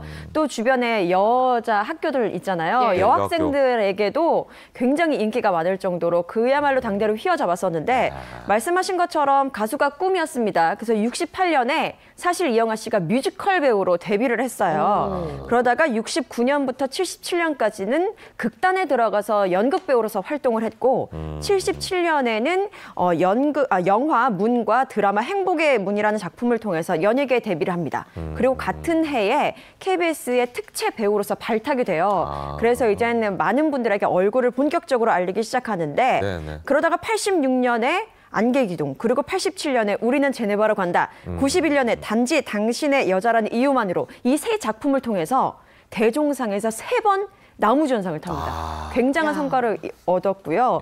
그야말로 국민 배우로서 자리매김을 하게 됐죠.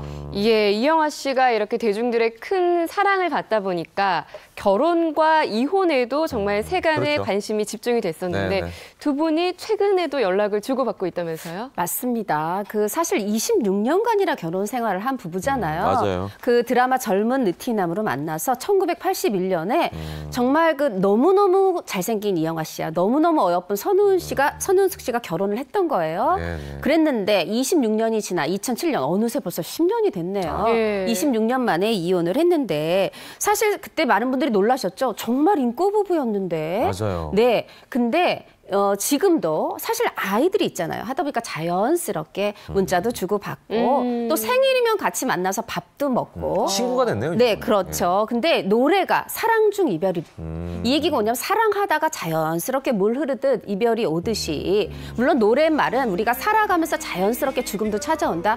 두려워하지 말고 사랑하자. 두려워하지 말고 살아가자라는 건데 뒤집어 얘기하면 선운숙 씨랑 사랑하다가 자연스럽게 이별이 왔지 지금 뭐 나쁜 사이가 아니라는 거잖아요. 네네. 네, 그래서 또 이런 얘기도 했어요. 내 인생에서 한 선택 중에 가장 후회되는 게 이혼이다. 사실 어디 가서 선우은숙 씨처럼 이렇게 예쁘고 좋은 아내 만나겠습니까? 그렇지만 두 사람 친구로서 각자의 삶을 살아가면서 이렇게 옛날에 젊은 느티나무 서로 두 그루의 느티나무가 돼서 이렇게 의지하면서 사는 것도 좋을 것 같아요. 그러네요. 예. 자, 아무쪼록 뭐 가수로서 다시 돌아오셨는데 승승장구하시길 바라겠고요. 네. 이영하 씨 얘기를 하다 보니까 이제 선우은숙 씨 얘기도 나왔는데 다음에는 선우은숙 씨가 어떻게 계시는지 이것도 한번 좀 살펴보면 재밌을 것 같네요. 많은 네. 분들이 궁금해하실 것 같습니다. 자, 다음은 흐린 날씨로 가보도록 하겠습니다. 앞서 성유리 씨가 무려 10년 동안 출연료를 받지 못했다라고 하는데 이게 이제 어떻게 된 일이죠? 네. 드라마가요. 네. 2009년에 방송이 됐어요. 그러니까 정말 딱 10년째죠, 그러네요. 지금. 예. 뭐 홍길동 나오는 드라마였는데 그때 드라마 출연료 중에 8천만 원을 현재까지도 못 받고 아직도? 있다는 거예요. 그러면 네. 이자까지 합치면 엄청난. 그렇죠. 댓글 중에도 그런 얘기 있더라고요. 아니 그때 8천만 원이었으면 10년 그렇죠. 지났으니까 더 줘야 되는 거 아니야? 예. 이런 분이 있는데 성유리 씨가 사실 이게 용기 있는 얘기죠. 왜냐하면 이 얘기하면 다음번 드라마 출연 안 될까 봐 사실 쉬쉬할 수 있는데 용기를 냈고요. 그리고 이렇게 용기를 낸 이유가 있어요. 주연인 성유리 씨 못 받았으면 조연, 단역까지 다 못 못 받은 받았겠네. 거죠. 예. 특히 단역분들 생계가 어려운 이분들한테는 이거 자체가 생계예요, 정말. 맞아요. 그런데 다음번 드라마 출연하려면 이분들 누가 매니저가 데려다 줍니까? 본인 차비로 가야 돼요. 맞아요. 하다 보니까 본인이 의상 준비하고 이러다 보니까 다른 데서 돈을 빌려서 충당하면서 계속 삶을 이어가는 분들 보면서 성유리 씨가 용기를 내서 입을 열었습니다. 예, 그런데 말씀하신 것처럼 세월이 벌써 10년이나 지났는데 그동안 성유리 씨도 많이 답답했을 것 같아요. 네, 그러니까요. 그래서 지난 2011년에 한국연예 매니지먼트 협회에서 드라마와 영화 그 출연료의 미지급 사태를 좀 알리고 네네. 심각성을 좀 알리면서 개선을 하고자 14개의 제작사, 그러니까 불량 제작사들을 리스트업 해가지고 네. 공개를 한 적이 있었습니다. 그런데 이 제작사들 중에서 유일하게 성유리 씨가 나갔던 했던 그 드라마의 제작사만 앞으로 지급을 하겠다라고 밝히면서 개선의 의지를 보였었어요. 예. 그래서 오히려 칭찬을 받았었는데 이 제작사는 그해 7월 말까지 배우들과 스태프들에게 완납을 약속했습니다. 그런데 결국 이 약속은 지켜지지 않았던 거죠. 그래서 지금까지도 성유리 측도 스태프, 뭐 배우 모두 출연료를 받지 못하는 상황에 이르는 겁니다. 또 주연 배우 지성 씨 역시 1,500만 원을 못 받았고요. 소희연 씨도 2,400만 원을 아직까지 지급받지 못한 상태입니다. 이런 사실이 알려지면서 성유리 측 관계자는 현재 출연료 8천만 원 이상을 받지 못한 것은 사실인데 원만하게 해결되기를 바라보고 있다라고 짤막하게 입장을 발표했습니다. 네. 성유리 씨의 용기 있는 폭로로 피해를 입은 다른 연예인들도 또 속속 얘기를 하고 있는 상황이라면서요. 맞습니다. 네. 본물 터졌습니다. 일단 김민정 씨도요. 마찬가지로 2009년 이것도 또 같은 해죠. 그때 방송된 야구 뭐 외인구단 이런 드라마였는데 그때 못 받은 게 1억 500만 원. 아이고. 1억 원이 넘어요. 네, 큰 돈이죠. 뿐만이 아닙니다. 또 지금 그 김민정 씨 외에도 그 정유미 씨 있잖아요. 정유미 씨는 바로 얼마 전에 2016년에 또 방송된 드라마에서 8천만 원을 또 못 받았고요. 네, 뿐만이 아닙니다. 거기다가 뭐 구혜선 씨도 2억 6천만 원. 네, 거기다가 또 이 드라마 출연료 말고 광고료도 있어요. 고수 씨, 김우빈 씨는 광고료인데 김우빈 씨 6,600만 원, 고수 씨는 1억 2,500만 원. 이렇게 굉장히 많은 이제 출연료라든가 제작비를 못 받고 있어요. 거기다가 또 한 명 나왔습니다. 최고액인데 이나영 씨 3억 6천만 원. 이 드라마엔 B 씨도 출연했었어요. B 씨도 일부 못 받았고 이정진 씨도 출연했는데 이정진 씨도 못 받았는데 저는 드리고 싶은 말씀이 있어요. 제작사들이 물론 이 블랙리스트 추려야 되겠죠. 제작사가 성실히 지급해야 되겠죠. 그런데 제작한 제작사만 있고 출연한 배우만 있는 게 아니잖아요. 송출한 지상파 방송사가 있습니다. 맞아요. 그런데 이 지상파 방송사는 광고도 받고 해외 판권도 팔면서 저는 고통분담 합당하게 해주는 게 필요하다. 이게 제작사만의 문제가 아니라 송출사도 좀 책임을 갖는 그런 마음가짐을 보여주시길 바랍니다. 그러니까 뭔가 안전장치가 필요해 보이네요. 왜냐면 이렇게 많은 분들이 못 받은지 몰랐는데 사실은 저도 못 받은 출연료가 꽤 있습니다. 그래요? 네, 그래요. MC를 하고. 우리 요참에 프로는 얘기를 아니죠? 하게 되네. 우리 프로는 아니죠. 예? 네, 사실 뭐 이렇게 웃으면서 얘기했지만 출연료 같은 경우는 배우들에게는 생계가 걸린 생계. 이런 문제인데 그럼에도 불구하고 당당하게 얘기하지 못하는 입장도 이해가 가긴 해요. 그렇죠. 사실 드라마 출연료 같은 경우에는 드라마가 방영이 되고 그 다음 달에 지급이 되고요. 영화는 영화 촬영을 마친 다음에 출연료가 지급되는 것으로 일단 그렇게 관리상 그렇게 되는데 이 과정에서 출연료를 받지 못하면 당연히 이의를 제기할 수 있고 소송 또한 진행을 할 수 있습니다. 하지만 소송이나 이런저런 논란에 휘말렸을 경우에 어떤 배우로서의 이미지 타격도 있을 것이고 또 작품에 영향을 미칠 수도 있잖아요. 그래서 소심하게 대응을 할 수밖에 없는 건데요. 이러한 연예의 입장을 제작사들이 알고 있기 때문에 어떻게 보면 고질적인 문제로 계속해서 거론이 되고 있지 않나 싶은데요. 배우들이 민사소송을 걸어도 사실 법적으로 다 해결이 될 수 있느냐 그것도 쉽지 않습니다. 왜냐하면 재판을 통해서 확실히 채권이 인정을 받아도 진짜로 돈이 없어서 제작사가 문을 닫는 경우도 많거든요. 그렇기 때문에 실질적으로 출연료를 받기는 힘들어 보이고요. 이렇게 법적으로 보호받기가 어렵기 때문에 문제 개선을 위해서 앞서 말씀드린 것처럼 한국연예매니지먼트협회가 나선 거죠. 그래서 2014년부터 출연료 미지급에 대한 신고를 받고 외주 제작사 블랙리스트를 업계에 이제 보이콧을 주도하면서 그것을 이끌어 갔는데 그렇지만 이 단체가 협회잖아요. 그래서 사법권을 가진 단체가 아니다 보니까 영향력을 크게 발휘하기는 힘든 상황이에요. 그렇지만 그래도 제작사 대표, PD 블랙리스트를 계속해서 배포를 해서 앞으로 이런 일이 없도록 더욱더 지속적으로 노력을 하겠다라고 협회는 밝힌 상태입니다. 네. 이제 제작사 입장에서도 사실은 무리해서 제작을 하면 안 되는데 이게 서로가 이제 어떤 그 환경 속에서 막 무리해서 뭔가를 추진하고 하다 보니까 또 이런 일들이 터지지 않나. 그러니까 이런 관리들을 좀 제대로 해야 할 상황이 된 것 같습니다. 예. 자, 다음 얘기로 좀 넘어가 보겠습니다. 최근 인터넷을 점령한 한 스타가 있습니다. 바로 결혼과 출산의 소식이 들어왔던 개그우먼 정주리 씨. 저도 잠시 전해된 적이 있었는데 예. 몰라보게 날씬한 모습으로 등장해서 화제가 되고 있지 않습니까? 연일 네. 화제예요. 또 네. 다를 수밖에 없습니다. 예. 이 정주리 씨가 특히 지금 아줌마들 사이에서 출산한 이 준마들 사이에서 정말 주목을 받고 있는데 그러니까 사진 일단 SNS에 올렸잖아요. 비포 애프터. 이게 68, 56, 한 12kg 빠진 뭐 차이인데 네. 사실은 이게 비포가 아니라 그래요. 77kg까지 나갔는데 차마 그때는 너무 사진 찍기도 싫었다는 거죠. 그러니까 말하자면 20kg 이상을 지금 뺀 상황인 거예요. 21kg 정도를 뺀. 그렇죠. 21kg 뺐죠, 정확히는. 그런데 이제는 몸무게 뭐 거의 돌아오기도 했지만 몸무게, 킬로그램에 집착하지 않고 근육 붙여보겠다. 근력을 키우겠다. 그렇게 다짐하고 있습니다. 야, 많은 분들이 어떻게 이렇게 엄청난 체중 감량에 성공할 수 있었을지 비결이 궁금할 것 같아요. 네, 그래서 정주리 씨가 자신의 SNS를 통해서 앞서 보신 것처럼 그렇게 소통하면서 다이어트의 비법을 전수하고 있는데요.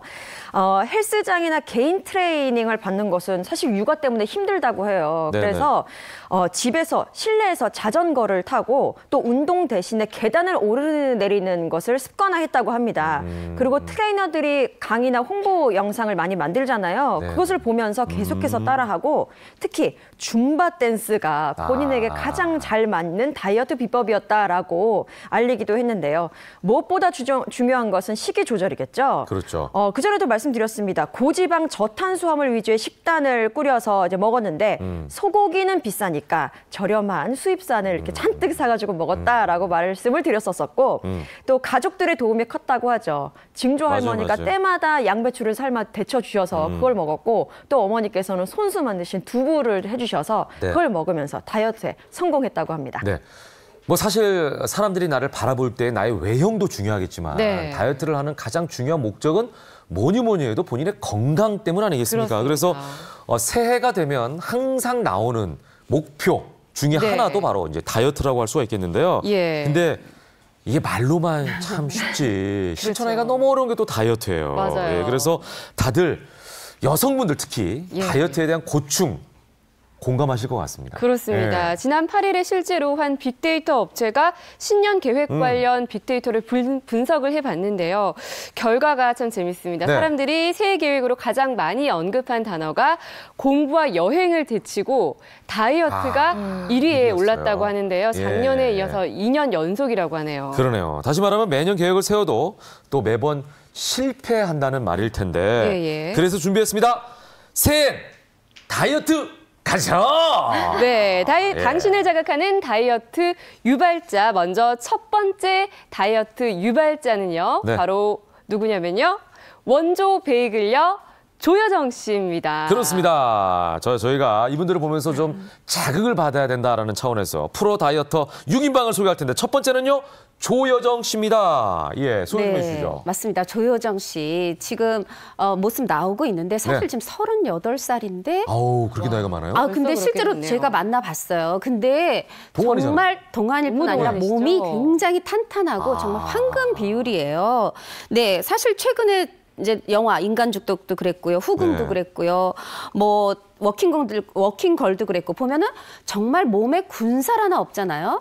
여자분들이 볼 때 굉장히 부러워하는 몸매인데 네. 저는 왜 남자분들도 부러워하시는지 모르겠습니다만은 네. 정말 모두가 부러워하는 그런 모습이에요. 근데 사실 이게 다가 아니에요. 우리가 그녀를 주목하는 이유는 원래부터 저랬던 게 아니라 사실은 감추고 싶은 흑역사가 있었습니다. 아, 그래요? 하체 통통.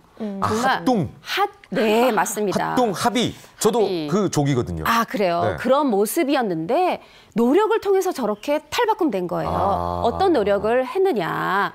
이렇습니다. 지금도 보시면 얼굴은 분명히 맞짱 조그매요. 맞아요. 근데 조금 통통한데 지금은 저거보다 훨씬 말랐거든요. 일단 이 이제 고구마 있잖아요. 네. 혈당 지수 낮은 고구마, 또 달걀, 이게 단백질이 많잖아요. 예. 이것만 먹는다는 게 아니라 우리가 흉내내 볼 만합니다. 이걸 좀 많이 먹고 물 2리터. 와, 저 뒤태 보시죠. 물 2리터. 이게 쉽지 않네. 네, 그리고 하루 30분씩 숨이 턱에 찰 만큼 조깅을 하고요. 그리고 제가 조여정 씨 만나봤을 때 이 아름다운 바디라인은 바로 이게 비밀이더라고요. 필라테스. 필라테스를 한다고 해요. 이게 몸에 균형을 잡아주고 지금 보이시죠? 근육이. 어머, 이 자세까지. 네, 실제로 만나보니까 제가 마침 또 만났을 때가 그 레드카펫 드레스 입기 전날 만났어요. 근데 정말 이 몸의 근육이 그래서 아니 화면에는 그 정도까지 몰랐는데 실제로 만나보니까 나도 좀 따라해봐야 되겠다. 필라테스까지는 아니어도요. 우리 하루 2리터 물 먹을 수 있잖아요. 그리고 밥 두 끼는 쌀 먹는데 한 끼는 좀 고구마 먹고 이렇게 보는 게 좋을 것 같아요. 왜냐하면 그녀가 지금 40을 다가가고 있는데 제가 보기에는 20살, 20대 중후반 정도로밖에 안 보이더라고요. 자, 저희가 프로 다이어터 6인방을 지금 소개해드리고 있는데 아까도 말씀드렸지만 이렇게 소개해드리는 이유는 이거를 어떻게 보면 이제 하나의 롤 모델로 삼아서 우리가 왜 다이어트 할 때 정말 몸 좋은 사람을 걸어놓고 이렇게 다이어트 하잖아요. 그럼 더 자극이 되면서 그럼요. 실천해 보시라는 의미고. 자, 이제 두 번째 스타를 살펴보도록 하겠습니다. 바로 이분입니다. 누구죠? 설현 씨입니다. 이야. 사실 하얗고 깡 마른 몸매의 시대가 가고 굉장히 건강하고 탄탄한 몸매의 시대가 오면서 뜬 스타가 바로 AOA의 설현 씨라고 보시면 되겠는데요. 이제 무조건 마른 건 아닌 거예요. 그렇죠. 군살 없는 완벽한 몸매로 불리면서 다이어터들의 꿈의 몸매, 롤 모델로 지금 꼽히고 있죠. 그런데 이러한 설현에게도 숨기고픈 과거가 있긴 있었습니다. 데뷔 초의 모습 보면 왼쪽인데요. 데뷔 초의 모습을 보시면 지금보단 젖살이 조금 있어요. 그래서 그때 몸무게가 60kg을 좀 넘은 상태였다고 하는데 그래서 당시에 소속사와 또 멤버들이 체중 조절 압박을 그렇게 했다고 합니다.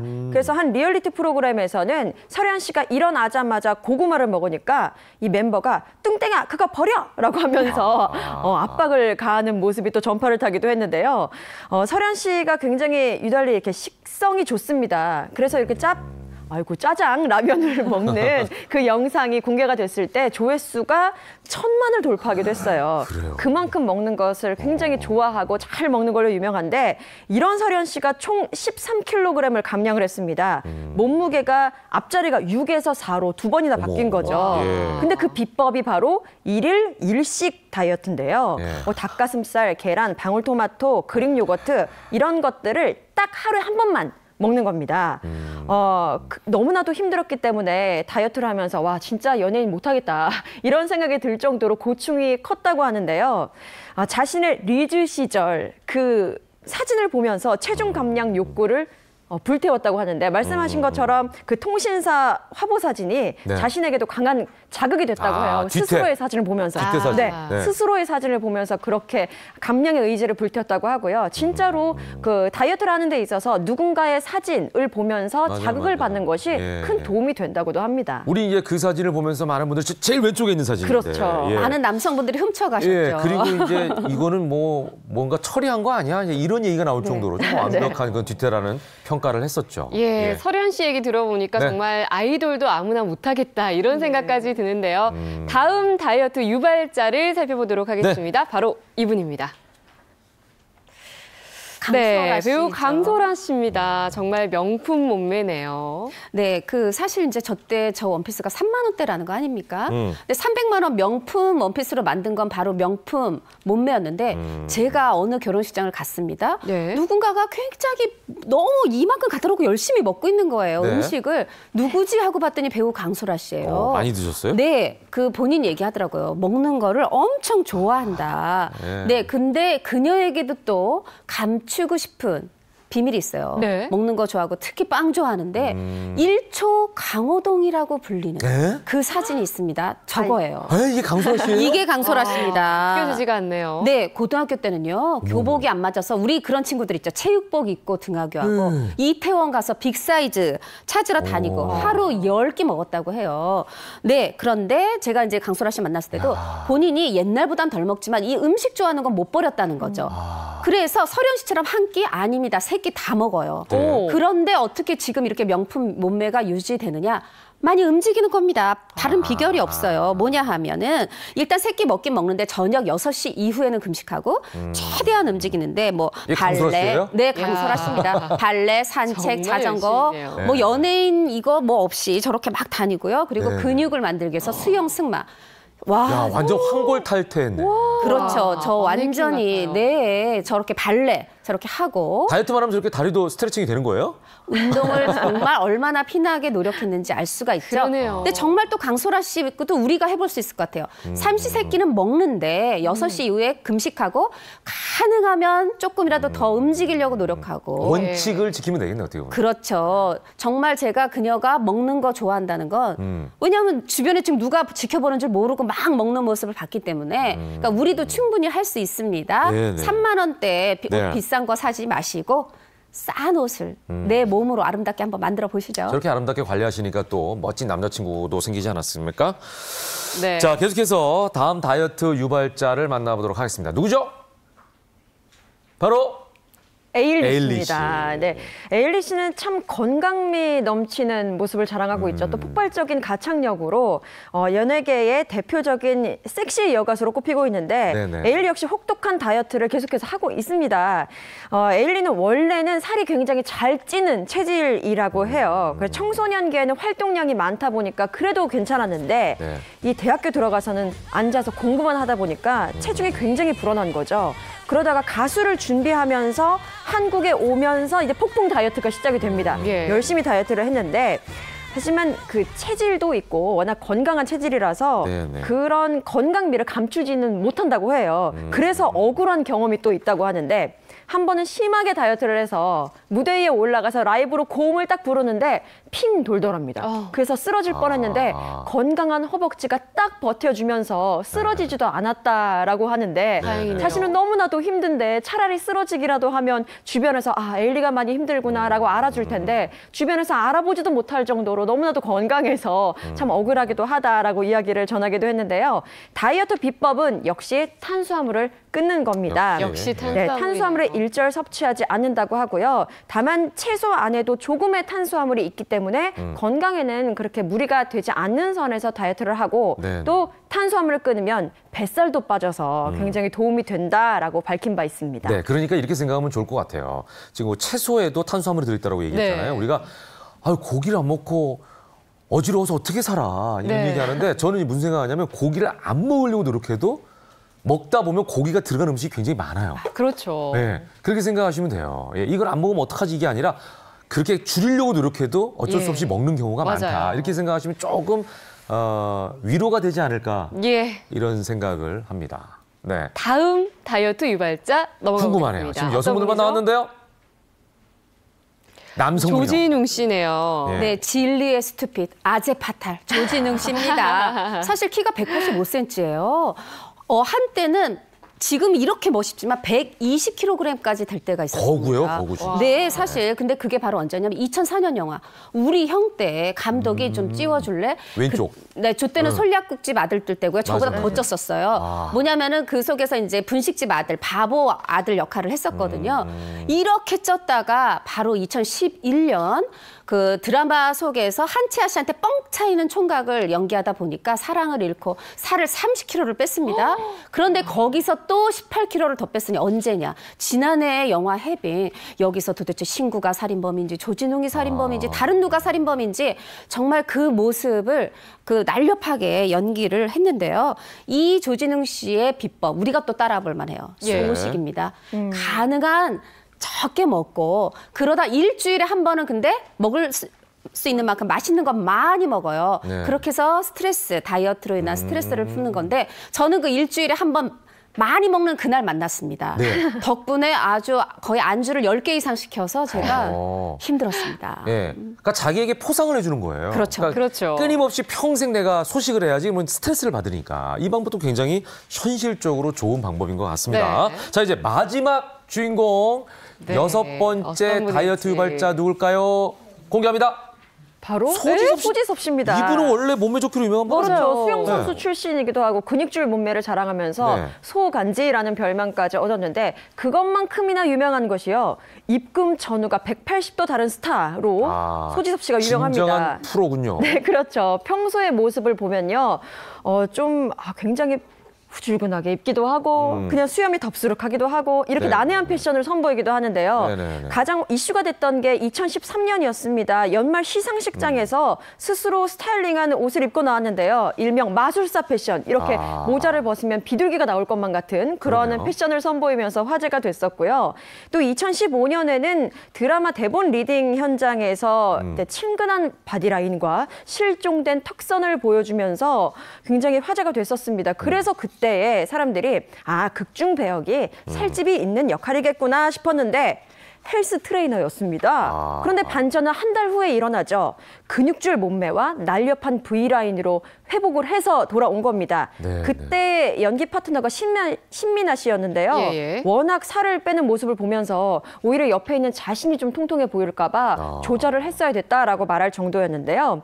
이 소지섭 씨의 다이어트 비결은 철저한 자기 관리였습니다. 탄수화물 끊는 거는 당연한 거고요. 네. 회식 자리에서 많은 사람들이 뭐 먹고 마시고 할 때 그때 얘가 제일 어려운데. 닭가슴살과 고구마로 네. 구성된 도시락을 들고 다니면서 네. 먹었다고 하고요. 가장 잔인한 게 내 옆에 있는 사람들이 먹는 거거든요. 그렇죠. 근데 네. 거기 또 참석을 해서 끝까지 도시락을 먹는 그 의지. 고문이네요. 안 갈 수 없는 대단하죠. 상황일 때 정말 괴로워요. 그러니까요. 네. 또 하루에 서너 시간씩 운동을 하는 것은 기본이었습니다. 그래서 한 달 만에 7kg 감량에 성공을 했습니다. 브라보. 예, 저는 굉장히 인간적인 사람이어서 옆에 네. 사람들이 계속 먹잖아요. 저도 따라 먹습니다. 따라 먹죠. 근데 이거를 다 끊을 수 있다는 게 참 대단한 그런 노력이다라는 말씀을 다시 한번 드리겠고 네. 자, 저희가 이렇게 해서 6명의 프로 다이어터 스타들을 여러분께 소개해드렸는데 네. 이분들은 스타기 때문에 했다 이렇게 생각하지 마시고 여러분들도 롤모델로 삼으시고 올해는 예. 다이어트에 한번 성공해 보시면 좋겠다 이런 생각도 들고요. 저도 한번 열심히 따라해 보도록 파이팅입니다. 하겠습니다. 어디 살이 안 보이는데요. 있습니다. 조기. 예. 자, 이렇게 해서 저희가 프로 다이어트들 만나봤고요. 네.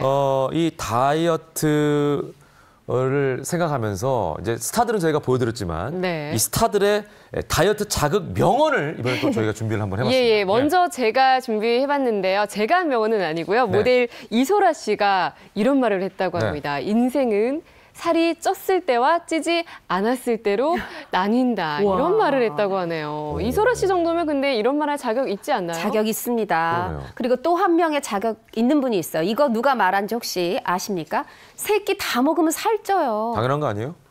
어머, 세 끼 누가 먹어야 얘기했죠? 되는데 강소라 씨 세 끼 먹던데요. 김사랑 씨가 얘기했어요. 김사랑 씨. 당연히 뭐 이분이 그렇게 얘기하면 일주일에 2-3번 규칙적 운동하는데 그걸로 되느냐? 세 끼 다 먹고 이렇게 날씬하냐? 때 아니요. 세 끼 다 먹으면 살쪄요. 이렇게 얘기를 했고 하루에 2끼 먹는다고 하고요. 대신 좋아하는 걸 조금씩 먹는다고 하는데 제가 그 모 예능에서 봤더니 정말 조금 먹더라고요. 샌드위치를 이만큼 만들어서 딱 맞아요. 반쪽 저도 먹고 봤어요. 나머지를 치워요. 그 절제력 야. 대단하다 싶었고요. 큰일만 흔히 드시더라고요. 새모이라고 표현하죠. 네, 세모이만큼 먹더라고요. 네. 그래서 그녀는 가장 예쁜 몸을 가진 미녀 스타 1위. 당연한 결과입니다. 네, 대단하네요. 예, 김 기자께서는 어떤 명언 준비하셨어요? 네, 김연아 선수가 김연아 씨가 이런 명을 남겼습니다. 야식이 뭐예요? 라고 물었는데요. 얼마나 혹독하게 선수 시절에 다이어트를 했으면 이런 명언을 남기지 않았나 싶습니다. 김연아 씨는 선수 시절에 아침에는 한식, 점심에는 샐러드, 저녁에는 시리얼이나 과일을 먹는 것으로 알려졌는데요. 기름진 음식이나 밀가루 음식을 원 없이 먹는 게 소원이었다라고 할 정도로 혹독하게 다이어트를 했습니다. 살찔까 봐 먹을 수가 없었고 또 주변에서 먹지 말라고 하니까 더 먹고 싶었다라고 심경을 밝히기도 했는데요. 네네. 하지만 선수를 그만둔 지금은 그래도 편하게 먹는다고 하는데 다만 신경 쓰는 것은 밀가루와 탄수화물을 좀 줄이려고 한다고 해요. 또 선수 시절에는 1년에 몇 번 정도 손꼽을 정도로 라면을 먹었었는데 네네. 요즘에는 라면을 좀 많이 먹게 돼서 가급적 줄이려고 한다라고 밝혔습니다. 네, 근데 사실 예. 김연아 선수가 이제 피겨 스케이팅 선수를 할 시절에는 그쵸. 운동을 하기 때문에 네, 체중 감량이 필수였긴 한데. 아니 체중 감량이 필수지만 네네. 운동을 많이 하는 시절에 많이 먹어도 칼로리 그쵸. 소모량이 많기 때문에 사실 네네. 이렇게까지 할 필요는 없지 않을까라는 생각을 하는데도 불구하고 했다는 거는 정말 자기 관리가 철저하다라는 걸 다시 한번 우리가 느낄 수 있는 부분이에요. 네, 그리고 예. 아직까지 날씬한 몸매를 유지하고 네. 있으니까 이제는 야식의 참맛을 좀 알아도 되지 않을까 이런 생각도 들고요. 또 그 밖에 다른 스타들의 다이어트 명언도 있겠죠? 한고은 씨. 한고은 씨. 이런 말을 했어요. 먹어도 찌지 않는, 살 안 찌는 체질은 없어요. 사실 이거 우리 왜 그런 사람들이지? 아우 저 사람은 먹어도 안 찌는 걸 거야. 원래 저렇게 날씬할 거야. 아니었습니다. 기본적으로 저염식 하고요. 그리고 샐러드도 드레싱 없이 소스 안 뿌리고 먹는다는 거죠.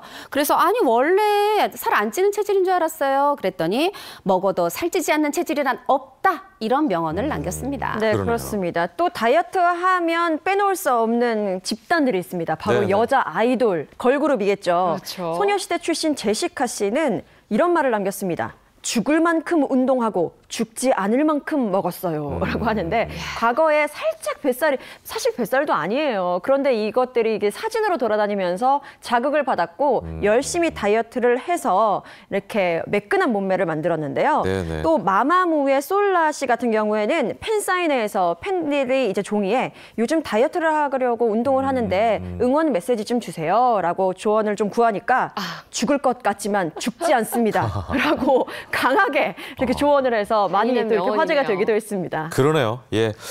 자, 여러분들 새해 계획들을 세울 때 건강, 다이어트 뭐 이런 것들 많이 세우시잖아요. 네. 예. 근데 이제 건강과 다이어트가 무관한 얘기는 아닌 것 같아요. 예. 자신의 그럼요. 몸을 날씬하게 유지하는 거 이게 이제 외형적으로도 중요하겠지만 날씬하게 유지할 때 건강 또한 챙길 수 있는 거 아니겠습니까? 그래서 저희가 스타들의 모험적인 사례를 통해서 여러분께 좀 자극을 주고자 하는 네. 그런 시간을 마련해봤습니다. 오늘 17일인데 작심삼일 하셨다면 다시 한번 의지를 불태울 수 있는 그런 시간이 됐으면 좋겠습니다. 예. 주간화 토픽 여기까지입니다. 두 분 말씀 잘 들었습니다. 고맙습니다. 고맙습니다.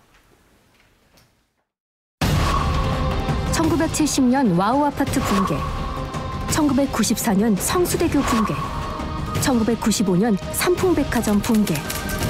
누구나 걸리고 쉽게 감염되는 감기처럼 결국 병이 되었는데요. 안전에 대해서 불감증이 많다 보니까 경각심이 있어야 되지 않나 생각해요. 제 주변에도 당연히 일어날 수 있는 일이니까 무섭죠. 건물에 몇 명 있는지도 모르고 또 어디에서 정확히 불이 어디서 나는지도 모르니까 약간 불안하고. 알고 있나요? 더 안전한 대한민국을 만들기 위해 사회가 변하고 있습니다. 하루도 쉬지 않고 터지는 수많은 사고들. 이런 위협으로부터 국민들의 소중한 목숨을 지키기 위해서 달라지는 게 있습니다. 주공 2차 아파트 3명 탑승, 그리고 10명 하차. 중앙초등학교 앞에서는 한 사람도 타고 내리질 않았고. 지금 뭐 하시는 거죠? 버스 노선에 지금 정류장별로 몇 명이 탑승을 하고 몇 명이 내렸는지를 지금 확인을 하고 있습니다. 그걸 어떻게 알고 있나요? 버스가 어떻게 움직이는지 실시간으로 확인을 할 수가 있습니다. 교통안전공단에서는 전국의 버스에 사람이 몇 명이 탔는지, 지금 위치는 어딘지 한눈에 파악할 수 있다는데요. 어떻게 이게 가능한 걸까요? 버스 안에 탑승 승객 숫자가 몇 명이 되는지를 정확히 알 수 있는 그런 장치입니다. 기계 장치가 이제 장착이 됨으로 해서 사고가 발생되었을 때 몇 대의 그 구급차가 출동을 해야 되고 판단을 해서 출동할 수 있기 때문에 긴급하게 사고를 대응할 수가 있습니다. 버스에 직접 올라 확인을 해봤습니다. 바로 이 기계 덕에 가능한 일이라는데요. 생긴 건 CCTV와 비슷하지만 기능은 차이가 있죠. 이렇게 사람이 올라타면 버스에 달려있는 이 센서가 사람 수를 세서 바로바로 표시합니다. 신기하죠? 사람이 올라탄 수도 정확한데요. CCTV는 프라이버시 침해가 되지만 이 기계는 영상이 따로 녹화되는 건 아니고요. 사람 수만 세어서 버스에 사람이 몇 명이 타고 있는지를 알 수 있는 장치죠. 이렇게 오르내리는 인원을 정확히 파악하는데요. 어떻게 이게 가능한 거죠? 지금 APC라고 승객 자동 개수 장치인데요. 사람에서 나오는 이제 적외선 센서를 감지를 해서 그걸 가지고 이제 입출입을 카운트하게 돼 있습니다. 사람 몸의 열을 인식해서 수를 세는 건데요. 만일의 사고가 발생했을 때 구체적으로 어떤 도움이 될까요? 사람이 타 있는 상태만 이렇게 확인이 되고 사고 났을 때 이렇게 넘어지면 이런 부분 요걸 달고서부터는 총체적으로 인원 파악이 되니까 사고 났을 때 사람이 확인할 수 있는 부분이 좀 나은 것 같습니다. 피해 인원을 확인하지 못할 경우 더 큰 인명 피해로 이어지기 때문에 인원 파악이 정말 중요한 거죠. 화재 현장이라든지 재난 관리 분야에서 상당히 도움이 될 수가 있습니다. 정확한 인원 파악이 되기 때문에 구조를 한다든지 구출을 할 때 정확한 그런 이제 장비 인력 투입 같은 게 가능하고 피해자들이 다 구조가 됐는지 파악을 할 수 있는 그런 좋은 장점이 있습니다. 사람들의 부주의로 일어나는 사고도 많지만 천재지변까지 더해져 안전에 더 큰 위협을 받고 있죠. 특히 작년 포항에서 일어난 지진은 전 국민을 공포에 떨게 했는데요.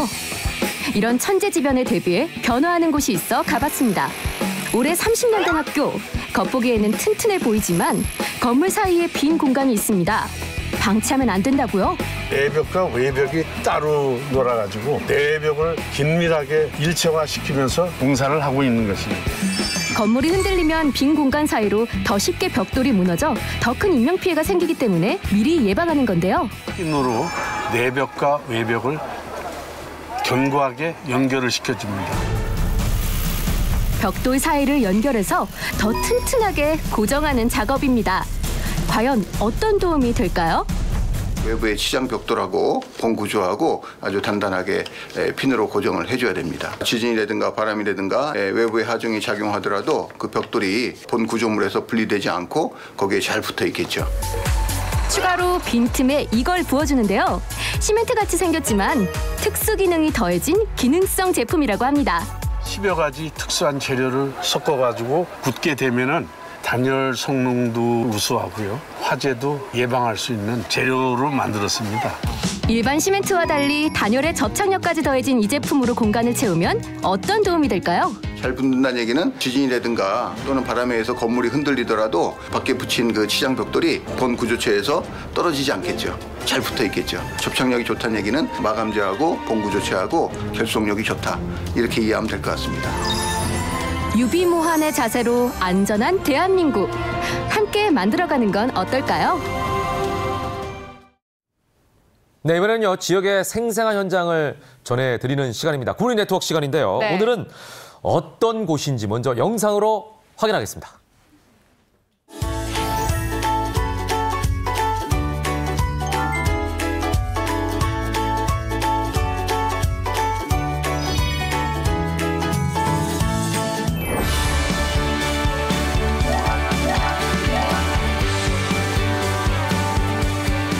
네, 오늘은 대전광역시 유성구로 떠나볼 텐데요. 허태정 대전 유성구청장 스튜디오에 직접 모셨습니다. 어서 오십시오. 반갑습니다. 네, 안녕하세요. 반갑습니다. 네. 자, 우리가 유성하면 또 많이 알고 있는 지역이기도 합니다. 그렇죠. 예. 예. 뭐 대전 유성. 이렇게가 아니라 아예 유성이라는 곳을 잘하는 건 이제 온천으로 유명하고 그렇죠. 또 과학도시다라고 이제 생각을 하고 있는데 유성구를 좀 더 자세하게 좀 소개를 해주시죠. 말씀하신 것처럼 이제 유성 하면 이제 전통적으로 온천 관광도시로 널리 알려져 있습니다.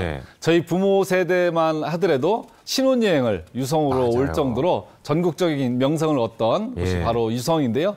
요즘은 다소 온천 관광 산업이 위축이 됐습니다만 여전히 그 명성을 이어가고 있습니다.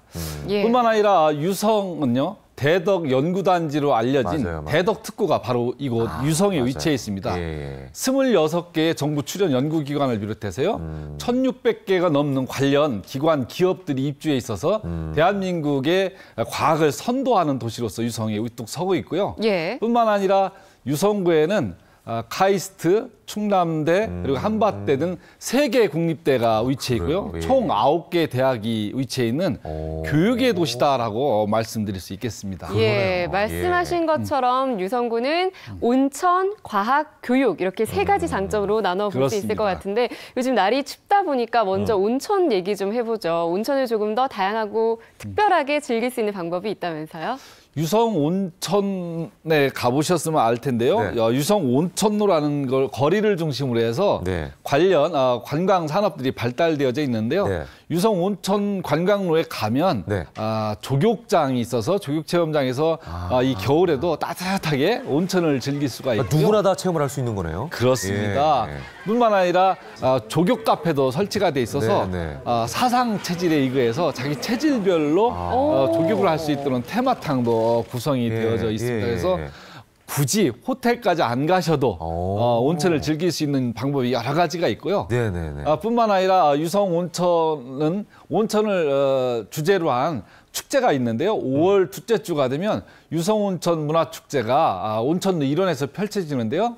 대한민국을 대표하는 온천 축제로 우뚝 서서 네. 이제는 문화체육관광부로부터 육성축제로 인정받기도 했습니다. 네. 그만큼 지역을 대표하는 온천 축제다라고 말씀드릴 네. 수 있고요. 네. 뿐만 아니라 가을 10월이 되면 네. 우리 유성구청 직원들이 직접 다 재배한 국화를 전시하는 국화 전시회가 바로 인근 유림공원에서 펼쳐집니다. 그래서 정말 많은 분들이 그곳을 찾고 국화도 즐기고 온천도 함께 즐기는 일거양득의 그런 축제가 바로 10월에 펼쳐지고 있습니다. 그러니까 온천 도시로서의 명성을 되찾기 위한 노력들을 많이 하고 있다 이렇게 볼 수가 있겠네요. 그렇습니다. 자, 그리고 아까도 말씀드렸습니다만 유성구 하면은 과학 교육의 도시라고 이제 할 수가 있는데 관련된 특색 있는 정책들이 있다면서요? 좀 소개해 주시죠. 유성구 인구가 약 35만 정도 됩니다. 35만의 인구 중에서 11만 명, 약 32%가 학생 신분입니다. 그만큼 젊음의 도시이고 또 교육의 도시인데요. 이 지역에 있는 우리 청소년들에게 다양한 교육의 기회를 제공할 필요가 있다고 생각이 돼서 교육 정책에 굉장히 많은 집중을 하고 있는데요. 제가 2010년도에 구청장이 되었을 때 교육 관련 예산이 약 20억 정도에 불과했습니다. 근데 지금 2017년도 기준으로 약 100억 원의 예산이 매년 투입돼서 우리 청소년들을 위한 교육 사업이 진행되고 있는데요. 몇 가지만 말씀드리면 우리 청소년들의 진로 체험 박람회와 그리고 청소년 페스티벌을 결합한 나비 한마당이 우리 지역 청소년들에게 많은 사랑을 받고 있습니다. 뿐만 아니라 유성구에서 그동안 해온 사업 중에서 가장 성공한 사업이 뭐냐라고 시민들한테 물어봤을 때 우리 청소년들의 꿈나무 과학 멘토 사업을 선정을 했는데요. 주민들이 이 사업은 뭐냐면 우리 지역에 있는 학생들이 대덕 연구단지를 투어하면서 과학 체험들을 하고 또한 과학자로서의 꿈을 키울 수 있도록 하는 기회를 제공하는 건데요. 연간 6천 명의 학생들이 대덕 특구에 있는 연구시설들을 방문하는 그런 프로그램인데요. 이걸 통해서 우리 청소년들에게 과학자의 꿈을 키워주는 아주 소중한 사업으로 진행되어지고 있습니다. 그러니까 지역의 특색을 잘 고려해서 매칭을 시킨 그런 사업을 할 수가 있겠네요. 대덕 특구 같은 본 과학시설과 그런 훌륭한 인재가 대한민국에 다 그 안에 있거든요. 야, 온천뿐만 아니라 교육까지 이렇게 체계적으로 이루어지고 있다고 말씀을 해주셨는데 지난해도 특별한 성과가 있었다면서요? 뭐 해마다 이제 여러 가지 사업들이 진행이 되는데요. 작년도에 있었던 사업들 한 2가지 정도만 대표적으로 한번 말씀을 드리면 작년 저희 유성구는 아동 친화도시로 인정이 됐는데요. 이것은 유니세프에서 인증하는 사업입니다. 그래서 제가 구청장 한 7년 넘게 하면서 여러 가지 사업도 해보고 여러 가지 인증 사업도 해봤는데 제일 어려웠던 사업이 바로 아동 친화도시 인증 사업이었습니다. 2016년도부터 관련 사업 계획을 수립하고 청소년 관련 프로그램들을 쭉 진행해 왔는데 제가 구청장이 2번이나 인터뷰를 직접 가서 유니세프에서 할 정도로 아주 엄밀하게 이렇게 관련 사업들을 살피고 했는데 우리 충청권에서 최초로 받은 그런 인증 사업이기도 합니다.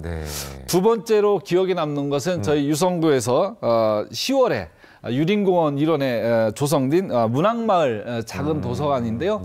저희 유성구는 작은 도서관 사업들을 추진하고 있는데 현재 9개 작은 도서관 사업이 진행이 됐는데 문학을 소재로 한 사업이 작년도에 진행이 됐습니다. 그러네요. 아무튼 뭐 대외적으로도 아주 좋은 평가를 받으셨다고 하니까 다시 한번 축하를 드리고요. 앞으로 어떤 계획이 있으신지 좀 마무리를 해주시죠. 제가 8년 동안 사업의 중심은 늘 사람이었고요. 사람의 행복을 주제로 한 거였습니다. 그래서 저희 유성구의 슬로건이 사람 중심, 행복 유성입니다. 남은 기간 동안에도 우리 지역 주민들의 삶의 질 향상을 위해서 열심히 노력하겠습니다. 정말 사람이 중심이 되는 살기 좋은 도시 유성구를 위해서 더 노력해 주시길 부탁드리겠습니다. 감사합니다. 감사합니다. 짧은 소식 하나 전해드리겠습니다. 법무부는 어제 재능 나눔 프로젝트 희망 나누기 사랑 더하기 발대식을 개최했습니다. 발대식에는 가수 김태우, 배우 남궁민, 걸그룹 출신 연기자 심은진 씨 등이 참석했습니다. 희망 나누기 사랑 더하기는 음악, 연기, 요리 등 다양한 분야의 재능 보유자들이 보호 관찰을 받거나 소년원에 수용된 청소년들에게 재능을 나눠줄 수 있도록 돕는 프로그램입니다. 서로가 가진 재능을 나누면 우리의 사회는 더 희망이 커지고 사랑은 진해집니다. 자, 제가 한번 화이팅 한번 해주겠습니다. 화이팅! 네, 자 1월 17일 함께했습니다. 생방송 김현우의 굿모닝. 오늘 소식 여기서 마치겠습니다. 네, 저희는 내일 아침도 7시 30분에 찾아뵙겠습니다. 여러분과 함께한 수요일 아침도 역시 변함없이 굿모닝이었습니다. 고맙습니다. 감사합니다.